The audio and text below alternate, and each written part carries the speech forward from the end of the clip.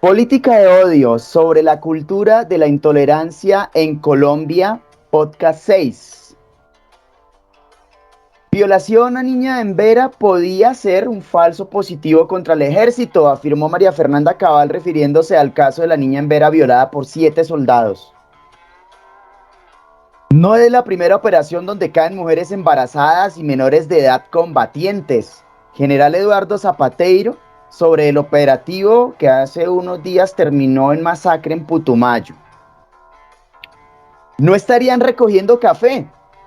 El expresidente Álvaro Uribe refiriéndose a los más de 6.402 falsos positivos. Son máquinas de guerra. Diego Molano justificando el bombardeo a adolescentes.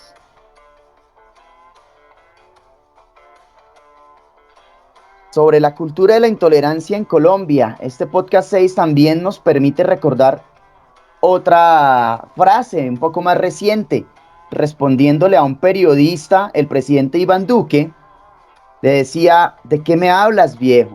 Cuando le preguntaba acerca del bombardeo en el que cayeron adolescentes. Y un ex jefe paramilitar en la Comisión de la Verdad, que vale la pena aclarar es diferente que la JEP, aseguraba lo siguiente, que les dieron listas con los nombres de estudiantes a quienes tocaba matar y que esas listas habían sido entregadas por el Ejército Nacional. Como estas y algunas peores, son frases que las redes sociales afortunadamente no van a dejar olvidar, no van a dejar desaparecer. Y que nosotros debemos estar recordando constantemente para tener viva esa realidad a la hora de enfrentarnos a las elecciones y que no volvamos a tomar una decisión equivocada. La cultura de la intolerancia en Colombia es el tema que nos ha convocado en esta primera temporada de los podcasts del proyecto pedagógico Sinergia y específicamente en esta primera parte en la que haremos esa observación primero acerca de cómo se manifiesta y cuáles son las mayores causas de esa cultura de la intolerancia. Nos vemos abocados a revisar el asunto desde la coyuntura de los procesos electorales que estamos viviendo. Es casi que obligatorio hacer esa observación. En las últimas semanas, con el crecimiento del favoritismo por el proyecto político del Pacto Histórico, ciertos grupos y ciertos personajes han ido mostrando aún más en redes sociales sus verdaderos discursos llenos de odio, racismo, clasismo y mentira, ya que actualmente, al parecer, resulta más complejo que antes silenciar con balas y bombas las posturas diferentes a las que ellos tienen, al menos de los personajes públicos, porque con los líderes sociales sí lo han seguido haciendo, como lo hicieron con todos los de la UP hace décadas, la desaparición sistemática. Gente de bien se hacen llamar los que piensan de esa manera. Entonces, como hoy sería más complejo silenciar con balas a un personaje, por ejemplo, como Francia Márquez o Gustavo Petro, tal como sí lo hicieron con Jaime Garzón o Álvaro Gómez o Pizarro, entre otros, entonces los discursos de racismo y clasismo han estado a la orden del día en las redes sociales. Por ejemplo, la artista Marvel con un ataque absolutamente racista hacia Francia Márquez, o los comentarios de la periodista Paola Ochoa en la emisión de Mañanas Blue el 24 de marzo. Pero la cosa va más allá, pues la fabricación de noticias y la manipulación mediática ha estado también a la orden del día. Sino que lo digan los de Canal Caracol, que fabricaron de la forma más descarada una noticia para enlodar la campaña del Pacto Histórico el 21 de abril sobre una supuesta declaración de Hugo El Pollo Carvajal en un supuesto directo con su corresponsal en Madrid. No Madrid, Cundinamarca, aquí a cerquita, no, en Madrid, España, ¿sí? Entonces eso me recordó, no sé, como a Salud Hernández un poquito esa vaina. Y los ejemplos son muchos, ¿m? Pero estos pocos nos permiten plantear la reflexión de hoy.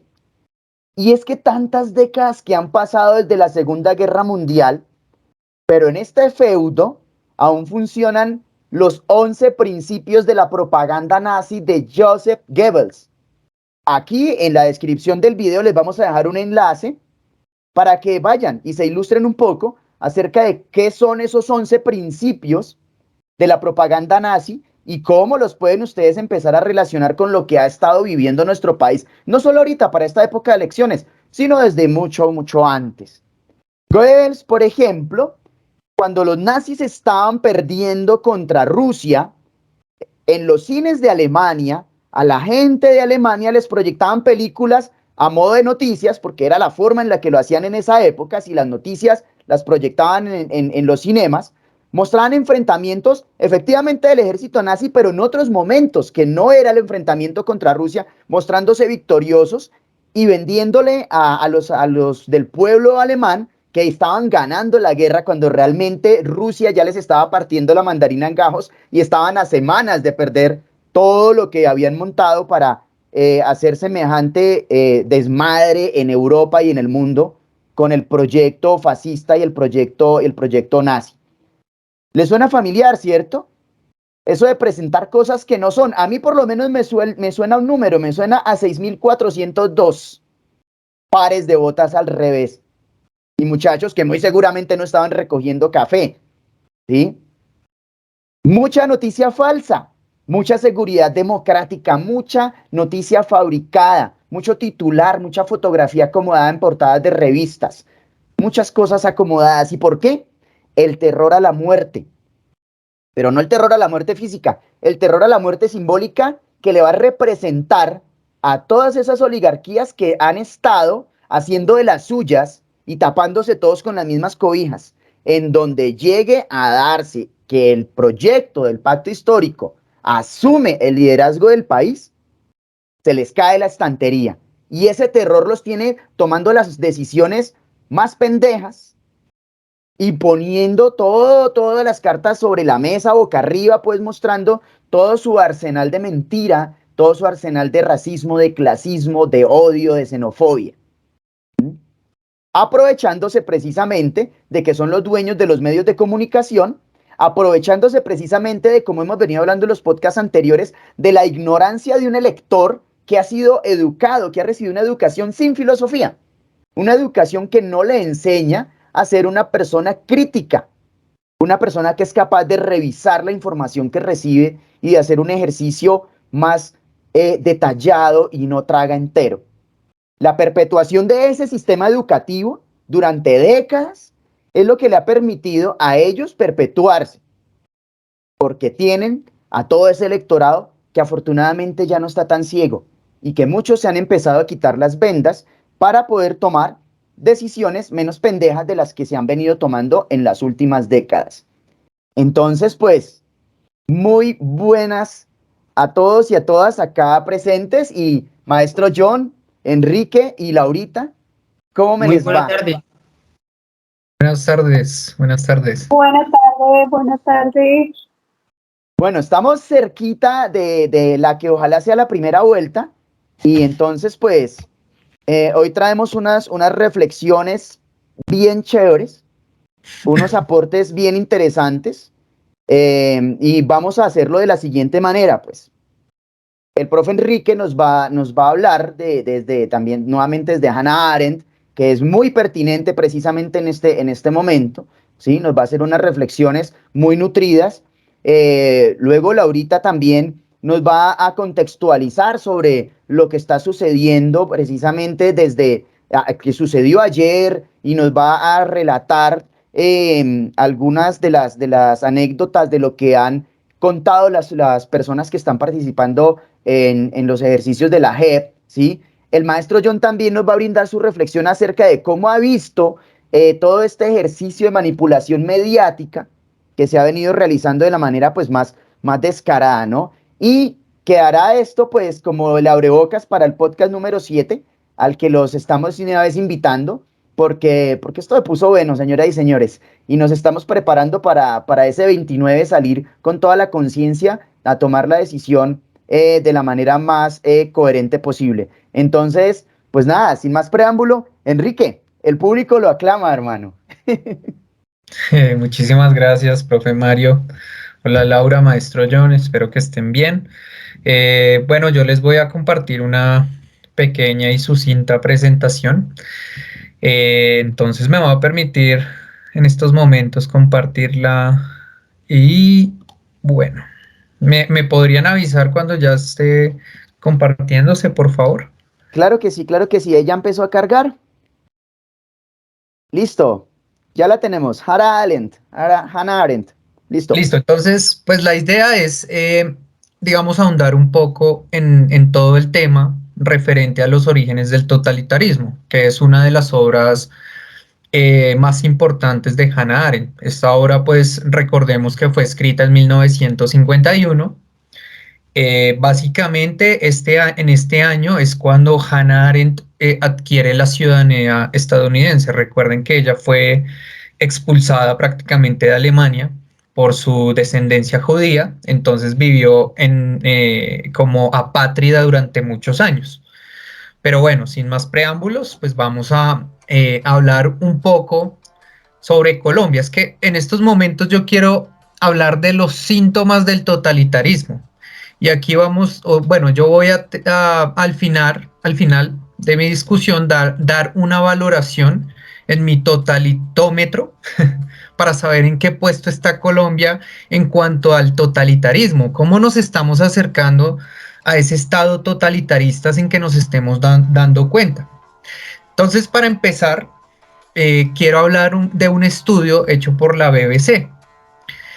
En este estudio, pues, se habló prácticamente de que varios países de América Latina están yendo a la democratización. Sin embargo, aún se percibe que muchos países cuentan con democracias frágiles. Entonces, mi pregunta es, ¿será que Colombia tiene una democracia plena o más bien una democracia imperfecta? Entonces, en este estudio, pues hecho por la BBC, se analizan 4 categorías. La primera categoría son las democracias plenas, la segunda son las democracias imperfectas, la tercera son los híbridos y finalmente están los regímenes totalitarios.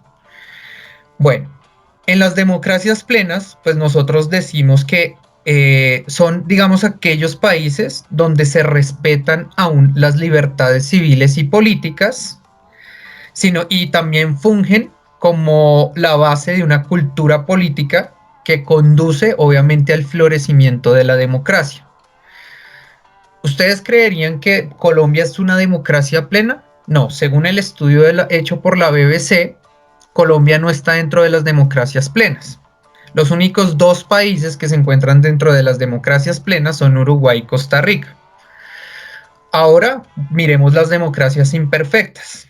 Entonces, estos son básicamente los países donde las elecciones siguen siendo libres y justas, se respetan las libertades civiles, pero se presentan ciertas debilidades en otros aspectos. Por ejemplo, hay bajos niveles de participación y una cultura política poco desarrollada.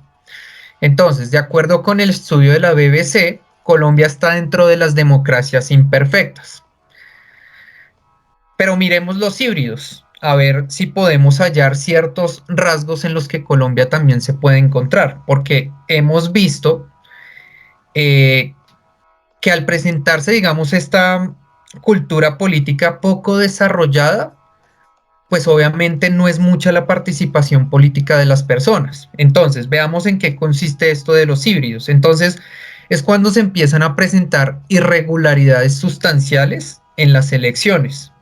Se presenta, digamos, una fuerte presión por parte del gobierno a los partidos políticos de oposición. Entonces, eso me hace pensar si realmente encontramos hoy en día en democracias imperfectas o ya estamos en el punto de los híbridos. Entonces, dentro del totalitómetro, yo diría que estamos aumentando un poquito más, ¿sí? Para llegar a los regímenes totalitarios. Porque evidentemente, digamos, en las últimas elecciones que hubo pues, para el Senado, se vieron muchas irregularidades con respecto a las elecciones, ¿no? Entonces, decir que es una democracia imperfecta ya se pone en tela de juicio, ¿no? Bueno, y finalmente están los regímenes totalitarios que, como bien sabemos, hay como una negación completa del individuo. Ya ahorita lo voy a explicar desde la esencia del totalitarismo como lo plantea Hannah Arendt. Ahora bien, este estudio que hizo la BBC pues se basó en los siguientes factores. El primer factor fue el proceso electoral y el pluralismo. Luego están las libertades civiles, la funcionalidad del gobierno, la participación política y la cultura política. Entonces yo creo que viendo todos estos factores, estos 5 factores, yo creo que en muchos de ellos nos rajamos hoy en día en Colombia, porque no existe como tal una cultura política, pero es lo que estamos tratando de incentivar acá, generar esa cultura política en cada uno de los ciudadanos. Y al generar esa cultura política, queremos que más gente participe en este ejercicio de la democracia. En cuanto a la funcionalidad del gobierno, pues hemos visto que el gobierno actual deja mucho que desear. Y prácticamente los gobiernos que han estado durante estas 2 décadas, ¿sí? En cuanto a las libertades civiles, yo creo que, bueno, se respetan, se mantienen, pero han empezado a pues ya hoy en día no se están respetando, ¿no? Y en cuanto al proceso electoral, pues hemos evidentemente visto, hemos percibido ciertas irregularidades, pues, en las elecciones. Entonces, miremos bien estos factores y veamos en qué estamos fallando. Listo. Yo quisiera en mi totalitómetro preguntar si Colombia está rumbo a un estado totalitario. Pero antes de hablar de las 2 características de un estado totalitario, quisiera hablar sobre qué se entiende por un estado totalitario, el totalitarismo. Entonces, digamos, para entender cualquier fenómeno político, digamos en este caso, pues cualquier doctrina o teoría política, siempre es necesario comprender la relación o mejor, la correlación que se establece entre el individuo, la comunidad y el Estado. Entonces, cuando nosotros hablamos, por ejemplo, de estados totalitarios, sabemos que hay una negación rotunda de todo individualismo, ¿sí? Se habla es más bien de la comunidad, pero de la comunidad vista como una masa. Entonces, cualquier rasgo de espontaneidad dentro de un estado totalitario siempre va a ser eliminado. No se quieren sujetos que piensen de manera individual, sino que se quiere formar una masa. Entonces, digamos, yo me colocaba a pensar y yo decía, bueno, ¿qué es lo que busca el uribismo? Quiere personas realmente que se puedan considerar autónomas, libres, pensantes, reflexivas, o quiere más bien masas que repitan un discurso cada vez que se les presenta un discurso de oposición. Por ejemplo, yo veía las elecciones del 2018 y pensaba, bueno, están los partidos de oposición al uribismo y tienen muy buenos argumentos y sustentan muy buenas ideas, pero uno se pone a hablar, digamos, con los uribistas y siempre es el mismo discurso, parece que estuvieran programados a responder siempre de la misma manera. Por ejemplo, cualquier idea que se oponga al uribismo es considerada como castrochavismo, o que ya eres comunista, o que ya eres de la política de izquierda. Sí, y básicamente así se fue estigmatizando de manera paulatina hasta los estudiantes, porque ya se piensa que el artículo de la Constitución en donde pues, se avala el derecho a la manifestación, pues entonces ya se toma de manera como si los estudiantes no pudiéramos hacerlo porque ya estamos incidiendo en el castrochavismo. O sea, ya no tenemos la libertad de hacerlo. Y ellos nos estigmatizan de esa manera. Entonces, a lo que yo voy es que el Estado totalitario siempre quiere criticar o tratar de remover cualquier rasgo de espontaneidad individual. Eso no se puede, digamos, en un Estado totalitario. Y ahora sí voy, digamos, con las características de un Estado totalitario. Entonces, la primera característica es que siempre acuden a la ley para lograr sus objetivos de supresión progresiva de la libertad, hasta alcanzar la dominación total. Y la segunda característica es que los estados totalitarios crean un entramado jurídico con el propósito de mantenerse en el poder, no solo desafiando la legalidad, sino creando una apariencia de esta. Entonces, esto me llevaba a pensar también aquí en Colombia. Digamos, durante las últimas 2 décadas, el uribismo se ha vanagloriado pues, de estar en el poder, pero no asumen la culpa de que el país esté vuelto nada, sino que echan la culpa a la oposición, sabiendo que ellos han sido los que llevan 2 décadas en el poder. Y aún así se ha perpetuado, ¿sí? Han tratado de perpetuar desde la legalidad, ¿sí? Desde el poder jurídico a presidentes que siguen las mismas tendencias que Uribe. Sí, hemos visto el caso y sabemos hoy en día que Fico no es más que otra de las caras de Uribe, pero sigue siendo Duque 2. Entonces, básicamente, a lo que voy es que miremos cómo está nuestro totalitómetro al día de hoy. Sabemos que nuestra democracia es bastante frágil, en Colombia es bastante frágil, y si no generamos esa cultura política, pues obviamente esto nos va a seguir conduciendo y aumentando en nuestro totalitómetro al estado totalitario sin que nos demos cuenta. Listo, entonces pues esa es básicamente la reflexión que tengo el día de hoy y me gustaría terminar con una frase de Hannah Arendt, la cual dice: los movimientos totalitarios usan y abusan de las libertades democráticas con el fin de abolirlas.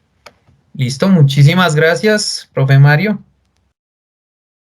Enrique, a ti muchísimas gracias. De verdad que esto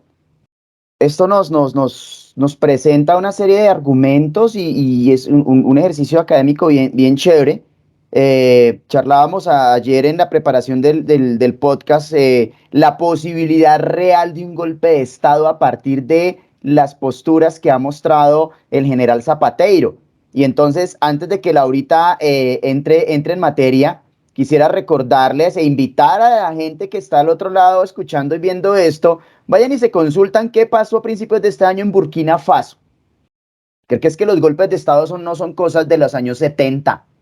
Y vayan y busquen qué pasó en Myanmar, en Birmania, qué pasó en el 2021 a raíz de unas situaciones electorales también. Los 2 golpes de Estado aquí nomás, en el tiempo, me refiero, aquí nomás en el tiempo. Entonces, ¿Puedo como para añadir que, algo más, claro, profe de Mario? una. Exacto, o sea, lo que usted está comentando es bastante preocupante porque eso nos aumenta un poco más en nuestro totalitómetro y es básicamente la politización que se está viendo de las Fuerzas Armadas y eso es bastante preocupante porque sabemos que el discurso que ellos manejan es totalmente ligado al uribismo. Entonces, si Petro llega a quedar presidente, pues ellos estarían dispuestos a aceptarlo. O sea, es preocupante porque me recuerda la situación de 1973 con el golpe de Estado a Salvador Allende por parte de Pinochet. Entonces, eso también habría que analizar. Exactamente, entonces, pero en el próximo podcast vamos a seguir profundizando en este asunto. Laurita, el público te aclama. Buenas tardes para todos y todas. Bueno, voy a compartir mi presentación. Ayer Dale. mencioné 2 diapositivas, pero pues me salieron 4. Bueno, sí. Me indican porfa si pueden ver mi presentación. Ya está cargando, Laurita. Listo, Vale. perfecto. Ya cargó. Ahí la tienes ya proyectada. Bueno, yo quiero iniciar con una invitación a leer, a ver el programa de gobierno. Creo que esta invitación la he realizado en podcasts anteriores. El programa de gobierno del Pacto Histórico y pues también extiendo la invitación para ver los programas de los otros candidatos y pues cito una de las frases, uno de los párrafos de ese programa, y es donde de alguna manera resaltan ese contrato social para el buen vivir. De alguna manera, Francia Márquez y pues Petro lo han mencionado a través de sus redes sociales como el vivir sabroso. Pareciera que esa frase es como más atractiva, pero ese buen vivir va más allá de cuestiones hedonistas, y es tener en cuenta unos principios para profundizar un poquito en ese buen vivir. Estaba haciendo una consulta y encontré que Damián Pachón Soto hace un trabajo alrededor de este buen vivir y esa profundidad que tiene ese mismo concepto, y como les decía, va más allá de un evento hedónico. Entonces, exige, por cierto, unos principios en donde se ve al otro no como un objeto, sino como un sujeto, en donde la vida, tanto lo vivo como no vivo, tienen un plan, tienen un objetivo dentro de este mundo, dentro de este pluriverso. Entonces, uno de los principios a tener en cuenta cuando se habla de buen vivir es el principio de reciprocidad para garantizar una apuesta por la vida. Ese principio, que por cierto no lo acogen posturas como las de Álvaro Uribe Vélez, donde prevalece la individualidad y se olvida de los intereses del común. Este buen vivir, como lo plantea y como lo describe Damián Pachón, es una comprensión holística del mundo, en donde no se fractura, en donde no se deja de lado nada de lo que está inmerso en el mismo. Bueno, no solo en el mundo, no solo en la Tierra, sino en el universo. Cabe señalar que, como dice Carl Sagan, somos polvo de estrellas. Entonces, dejo los textos, no hago una lectura pues de ellos, los dejo y pues en el video, en el podcast, pueden parar la sesión y pues leerlos. Dejo los links en donde pueden leer el texto completo, tanto del plan del programa de gobierno como de este fragmento del texto que escribe, del artículo que escribe Damián Pachón Soto. Bueno, ese buen vivir, como les mencionaba anteriormente, parte de unos principios, y esos principios,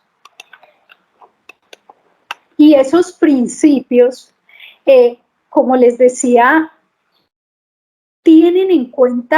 se debe tener en cuenta al sujeto, no tratarlo como un objeto, ver al otro como un sujeto y no como un objeto, como se hace de manera constante y sonante en los últimos años.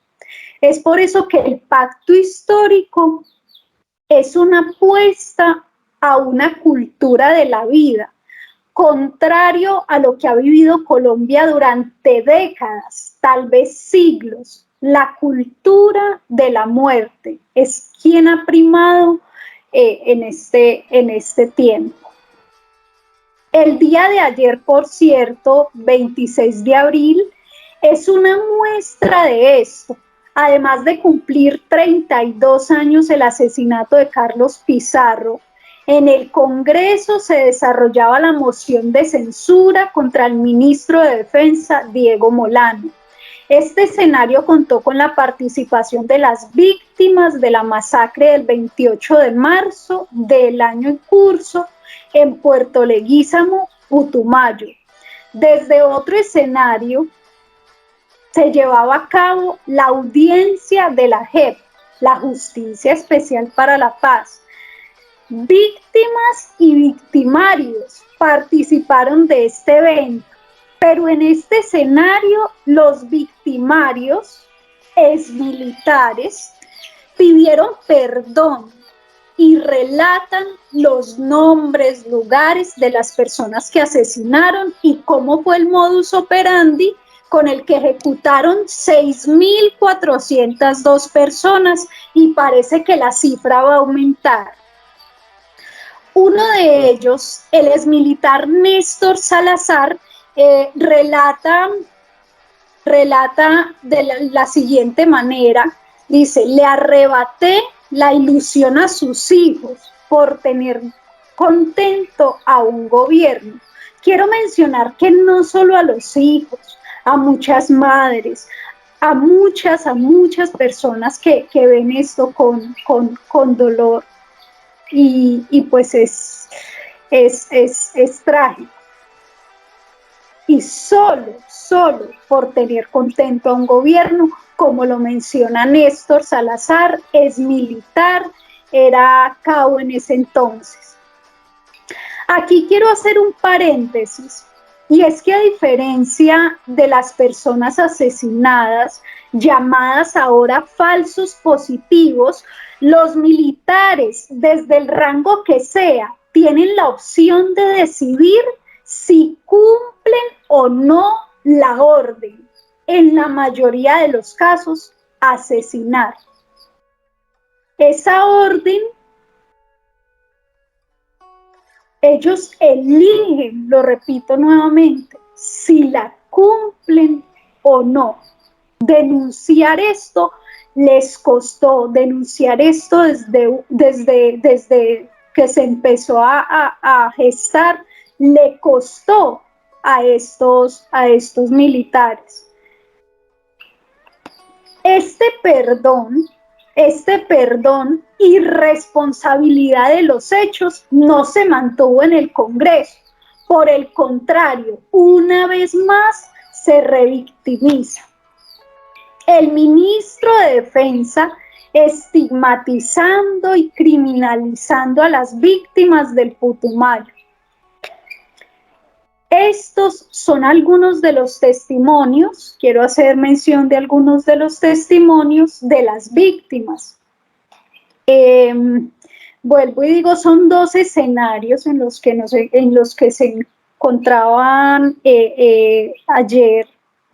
Teníamos la audiencia de la Justicia Especial para la Paz y la moción de censura del ministro Molano. Aquí los soldados en la Justicia Especial para la Paz, en la audiencia, los soldados relatan cómo mataron, cómo condenaron a muchos departamentos a caracterizarse como zonas guerrilleras, como zonas de alto riesgo, cuando así no lo era. Y por este lado se sigue revictimizando hechos muy similares a los que sucedieron y los que de alguna manera relatan los soldados. Entonces, tenemos, les decía, algunos de los testimonios de las víctimas que asistieron al evento, a la moción de censura del ministro Molano. Aníbal Eduardo Ajo Cuellar, él les decía: no soy alias Bruno. El ministro de Defensa y el presidente, cuando sucedió esto, salieron a los medios a decir que habían habían matado, habían capturado criminales. A cada uno de ellos le asignaron un alias. Y es en este escenario en donde Aníbal Eduardo dice, no, yo no soy alias Bruno. Isaías Acosta, otra de las víctimas de este trágico evento, menciona porque una de las cosas que él menciona y que logré capturar, dice, ¿por qué nos hacen esto? Porque los campesinos somos el blanco.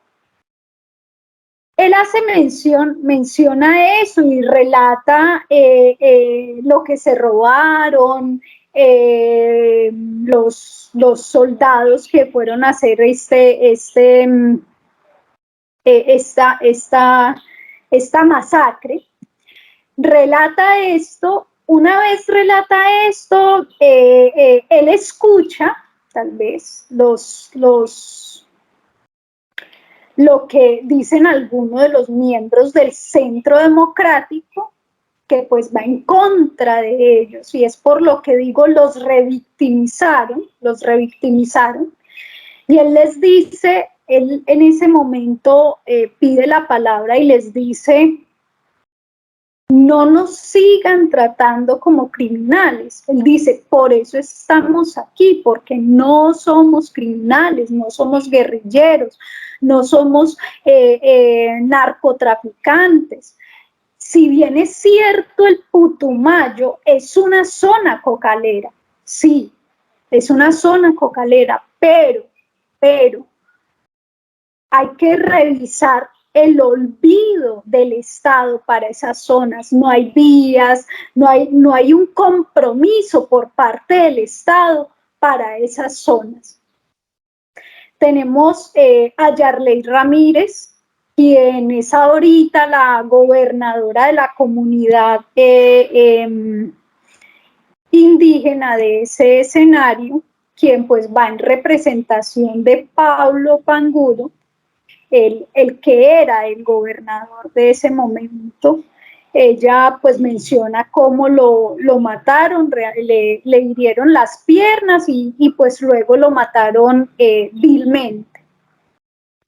Está Argemiro Hernández, él es el papá de Didier Hernández, el presidente de la Junta de Acción Comunal.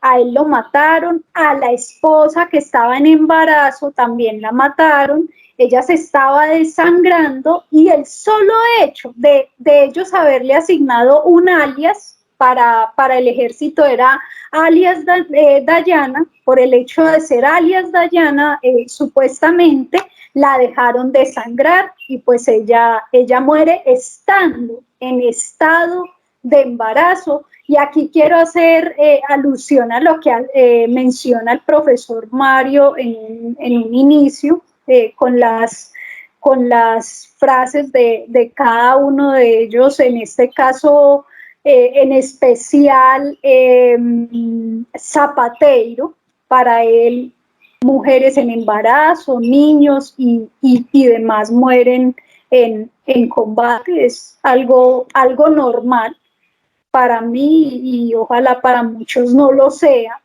porque no es entre países, sino que es el mismo país que se está atacando. Está el relato de una menor de 17 años, ella está en embarazo, tiene 3 meses de embarazo, tiene lo que le dejó este evento es una bala en la columna, que pues estando en el estado de gestación que está, pues es riesgoso. Con ella quiero pues terminar mi presentación. Alrededor, digamos, de las víctimas que asistieron. De pronto me faltan algunas, sí, pero hago la invitación a ver toda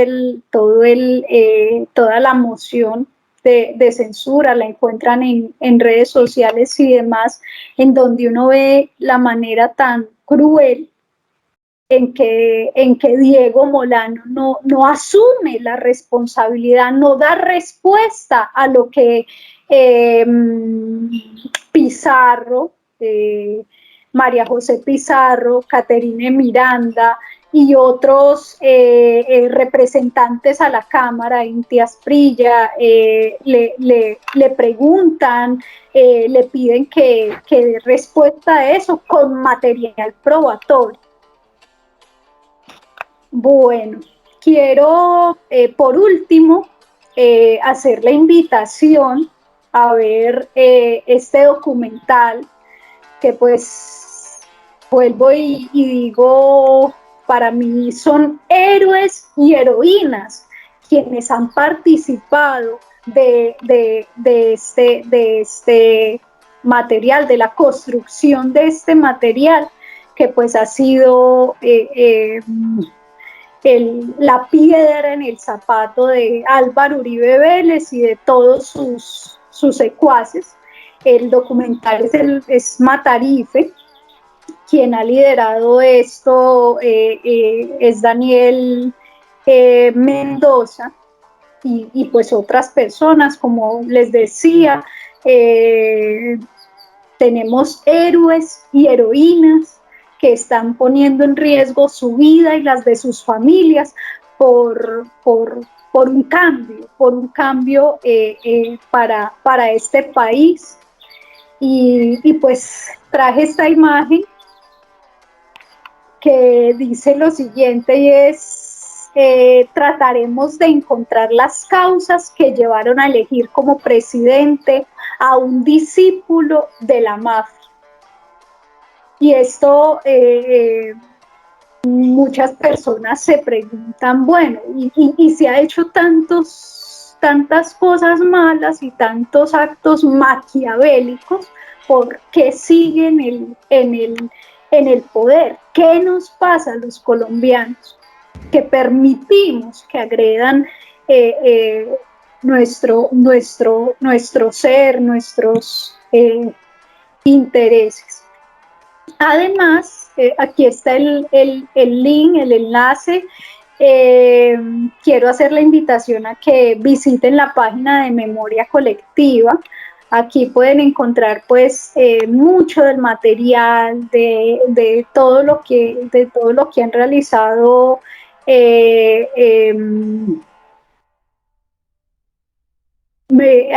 Daniel Mendoza y pues todos los que lo acompañan. Memoria Colectiva próximamente la podrán descargar en una app, en el enlace, en el link de YouTube, en donde pueden ver pues el documental de Matarife.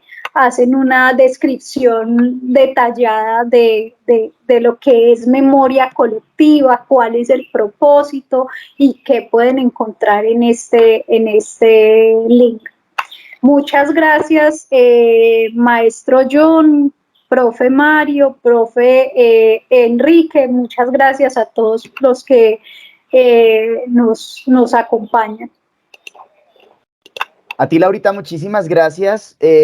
No, excelente. Todas las recomendaciones, vamos a reunir esos enlaces y los vamos a colocar aquí abajo en la descripción para que a quienes a bien tengan y quieran realmente, pues, revisar y dejar de tragar entero, vayan y lo revisen, porque sí es muy importante que sigamos en este proceso de transformación cultural, ¿sí?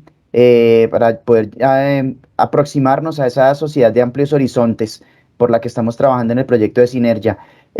A partir de lo que dice Laurita, va a ser una pequeña acotación para hacerlo como un repaso a nuestros oyentes y televidentes, y luego vamos a escuchar y a charlar con el maestro John.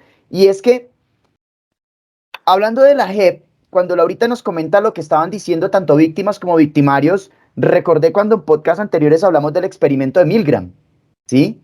El experimento de Milgram, haz lo que se te dice, la obediencia a la autoridad, y entonces como una persona termina haciendo una cantidad de atrocidades a otro ser humano, a otro grupo de seres humanos, y excusa su responsabilidad yo estaba siguiendo órdenes, ¿sí? ¿Y eso por qué pasa? Por lo que hemos venido mencionando. Son personas que llegan a las Fuerzas Armadas sin haber recibido una educación real, en un sistema educativo que no tiene filosofía y no le enseña a las personas a reflexionar las cosas, donde comemos entero y donde seguimos órdenes y donde somos capaces de asesinar al otro porque alguien de un rango superior me lo está diciendo y yo supuestamente salvo responsabilidades. Y eso que sucede en este momento con la JEP lo podemos equiparar con lo que sucedió en los juicios donde Hannah Arendt ya hace evidente todo lo que sucedió en la Alemania nazi y que es lo que el profe Enrique nos ha venido presentando.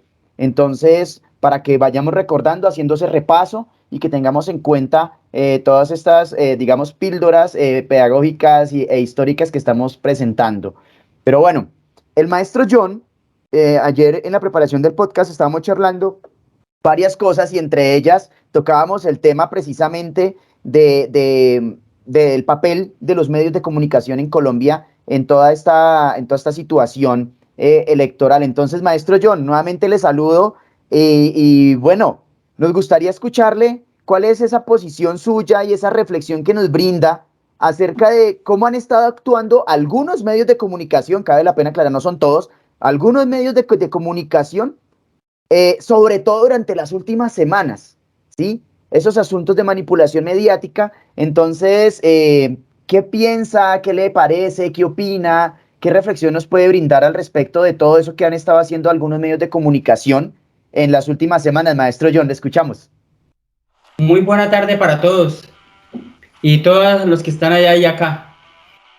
Pues, ¿qué más? Que desde este momento y en todo momento estamos manejados siempre a través de una mentira.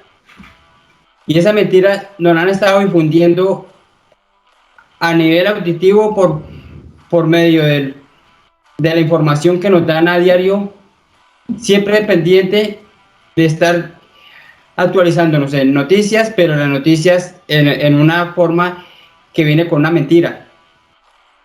¿Y por qué viene la mentira y por qué viene todo lo que viene a nivel político?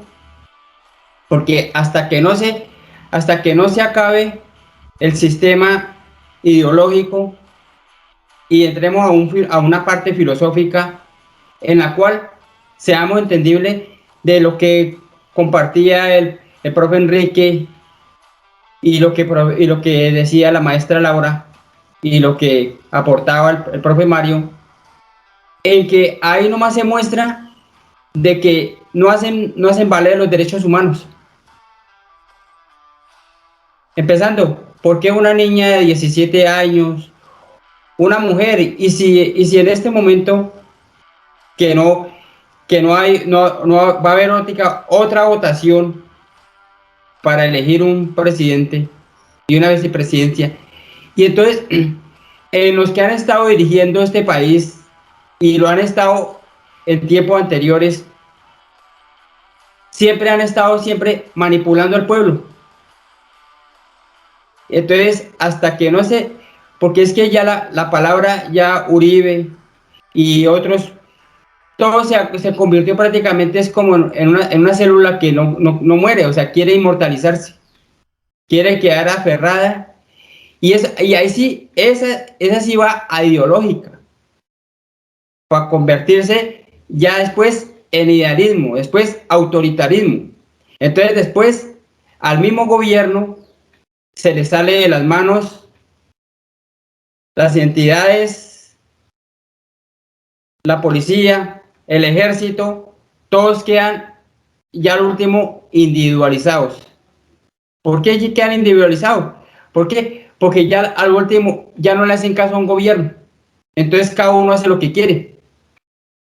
Entonces para que haya una nueva reforma, una nueva política, unos nuevos decretos, unas nuevas leyes, tiene que haber una política nueva, donde vengan mecanismos en los cuales sean, primero que todo, la parte académica, que haya más formación a nivel cultural y que los programas de televisión hayan canales educativos, canales de información, qué es la política, qué es la historia, pero a Colombia nunca le cuentan la historia, se la cuentan desde otros puntos, demuestran, como lo compartía el propio Enrique, mientras aquí en la ciudad está todo el mundo entretenido mirando una novela, internamente, desde los mandos anteriores, de los mandos superiores, están dando órdenes para ir a hacer bombardeos, hacer hostigamientos y morir gente inocente, porque aún un guerrillero es una persona que llega a ese mundo por lo mismo, porque ya se cansa de ver una desigualdad en un gobierno que vivimos. Entonces, ¿qué pasa? Entonces ellos forman su propia autoridad. Pero entonces, al formar su propia autoridad, entonces ellos ya vienen siendo la autoridad de un pueblo. Que un patrón de una finca no quiere pagar, uno no va a venir a decirle al alcalde, al policía de la ciudad, vea que el finquero no me quiere pagar. No, toca ir allá donde el que esté encargado, en la zona donde uno esté. ¿Para qué? Para que le haga valer también sus derechos como trabajador. Y en la ciudad es otra política. Pero la política, ¿qué pasa?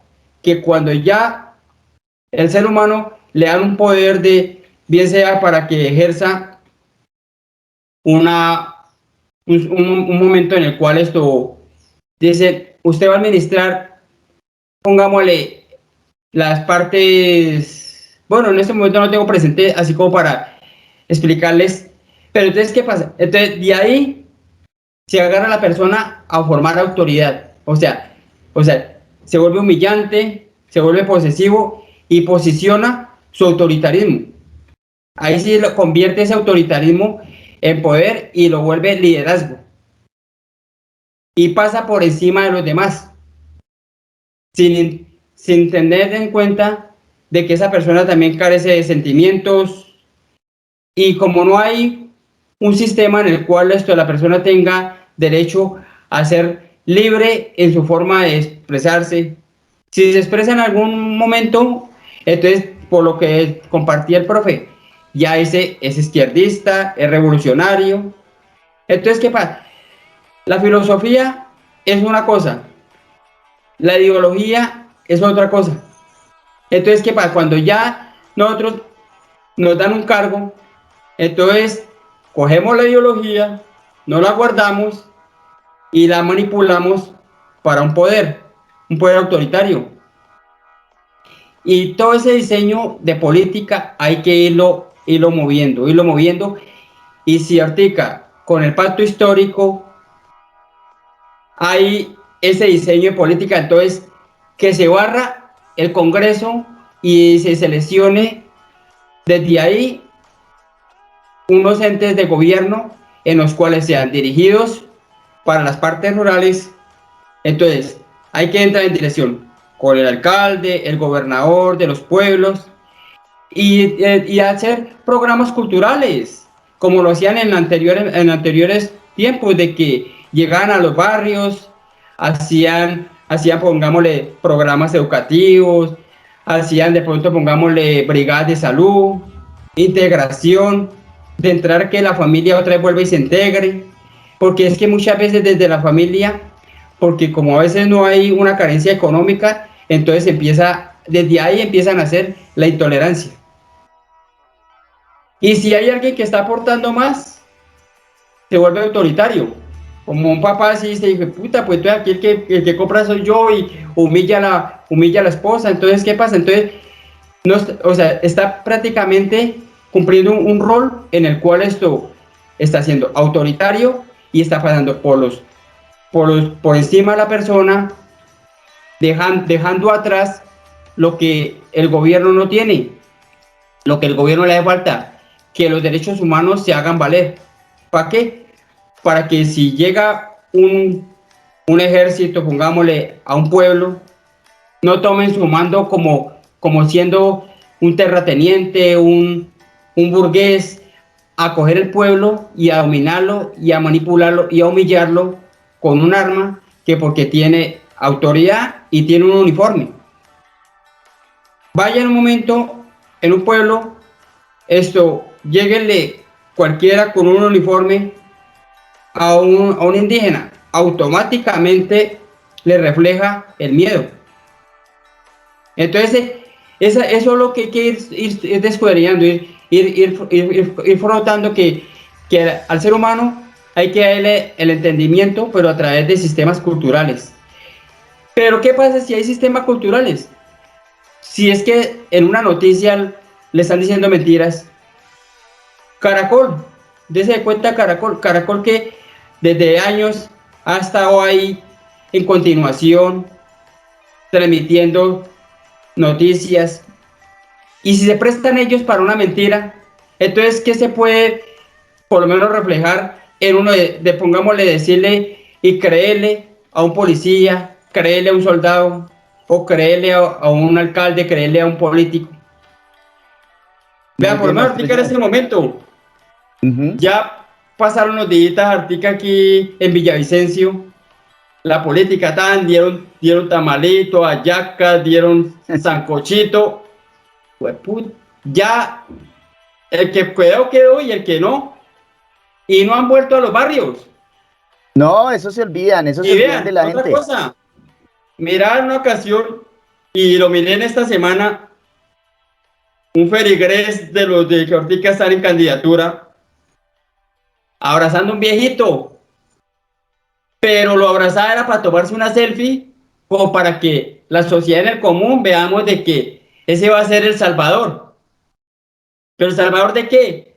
Si es que a nadie dejan llegar sino hasta los 60 años y hasta más si pudiera el gobierno sacar una política de que, si vamos así y no hay un cambio, téngalo por seguro que a los 70 años empiezan a pensionar a las personas. No, una pensión sagrada para las personas debe ser a los 50, 55 años. Al menos de que si va a vivir 15 años, pues que es 15 años esto le esté comiendo el gobierno. Pero entonces, cuando ya lo pensionan a los 60 años, ya el gobierno ya empieza a rezar el rosario para que se muera al año. Pues maestro John, es que precisamente como decía Laurita, este asunto de vivir sabroso, así como ella lo planteaba y como citaba al maestro Damián Pachón, y también en palabras de Francia Márquez, precisamente esa es la idea. Y es que su merced ha dicho unas cosas muy importantes y nos ha presentado una síntesis de lo que hemos planteado en este podcast, y me gustaría para dejar como abrebocas para el siguiente podcast, nuestro podcast número 7, no podemos ser seguidores ciegos, ¿sí? No podemos ser seguidores ciegos. Nosotros debemos ser capaces de criticar, de ser autocríticos, de reflexionar sobre nuestros gobernantes, sobre un programa de gobierno que estemos siguiendo, ¿sí? Y no simplemente cerrar los ojos y que nos lleven de la nariz para allá, como ha venido sucediendo con el uribismo, ¿sí? La idea es que nosotros podamos entrar en esas dinámicas de crítica, en esa observación detallada y delicada de lo que están haciendo y a lo que se están comprometiendo, ¿sí? Y es esa observación a la que también tenemos que invitarnos e invitar a los demás para que realicemos esa veeduría, ¿sí? Porque es que también se nos olvida realizar esa veeduría, ¿sí? Tenemos nosotros que ser críticos, tenemos que ser objetivos. Nosotros por lo menos ya lo hemos planteado, tenemos una postura política clara, tenemos una apuesta al pacto histórico, sin embargo no estamos ciegos detrás de. O sea, estamos ahí también para hacer una revisión de lo que nos están prometiendo. Por eso la invitación que nos hace Laurita es tan importante. Revisemos los proyectos de gobierno, los planes de gobierno. Si usted va por X, Y o Z, pues vaya y revíselo.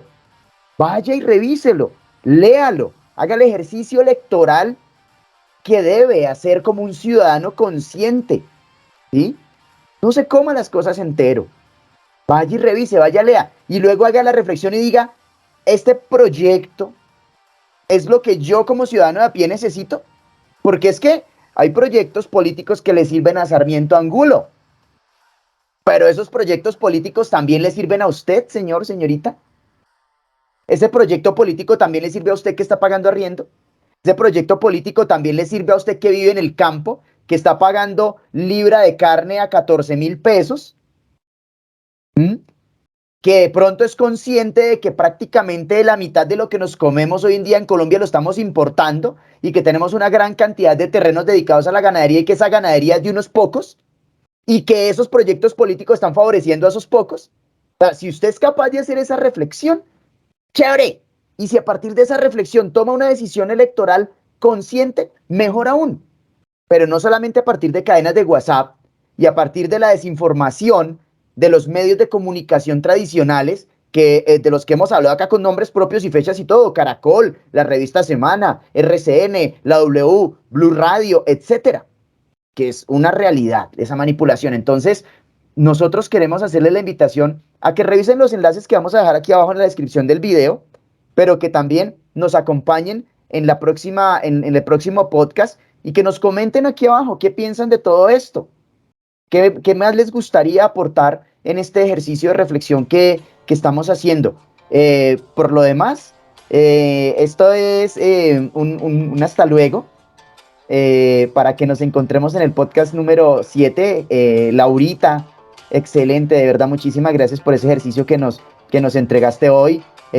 Profe Enrique, de verdad que poder comparar lo que estamos viviendo en este momento con lo que sucedió en la Alemania nazi, esto es una cosa tremenda, o sea, que podamos nosotros ver y escuchar esas reflexiones. Y maestro John, muchísimas gracias porque su merced de verdad nos ayuda a visibilizar desde las realidades, desde las múltiples realidades que su merced ha vivido, ¿sí?